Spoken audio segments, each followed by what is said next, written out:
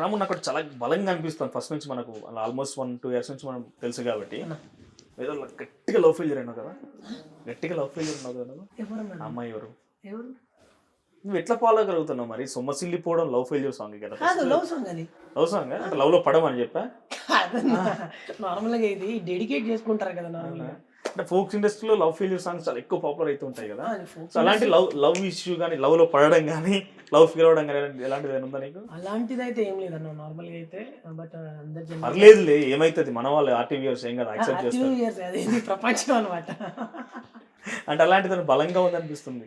లేదన్న ఇప్పుడు నన్ను ఒక ఇన్స్పైర్గా తీసుకోవాలి నేను ఎప్పుడు ఆలోచించేది. బట్ మనం ఏం చేసినా మన పేరెంట్స్కి నచ్చొద్దు, పబ్లిక్ మనల్ని చూసి మంచి వేలెత్తి చూపకుండా. ఎస్ నీకు లవ్ స్టోరీ లేదంటావా? మీరు ఎటు తిరిగి లవ్ స్టోరీని నేను ఇక్కడ చూడు చాలా క్లియర్ గా చెప్తున్నా, నాకు పర్సనల్ గా రాము వస్తుంటే రాము నీ క్వశ్చన్ అడగాలని ఏది లేదు.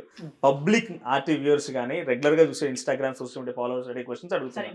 నీకు ఆల్రెడీ బెంజ్ కార్ అనే విషయం వాళ్ళే చెప్పారు, నాకు తెలీదు, నాకు నిజంగా తెలియదు. గచ్చిబోల్లో విల్లో అన్న విషయం వాళ్ళే చెప్పారు. ఇప్పుడు లవ్ ఉన్నదని చెప్పి వాళ్ళే చెప్పారు. అడుగుతున్నా నేను నిజంగా ఉందా లేదా ఏంటి లేకపోతే ఏంటి ఉంటే ఎవరైనా వ్యూవర్స్ తెలిసింది, వాళ్ళు రెడీగా ఉన్నారు తమ్నెల్స్ తోని. లేదు అని అంటే లవ్ ఫెయిలియర్ అంటే రెడీగా ఉన్నారు వాళ్ళు. ఓకే బట్ నేను చెప్పాలన్నా చెప్పను చూసారా అని చెప్పడట రాముకి ఏదో గట్టిగానే లేదు గర్ల్ ఫ్రెండ్ ఉంది గట్టి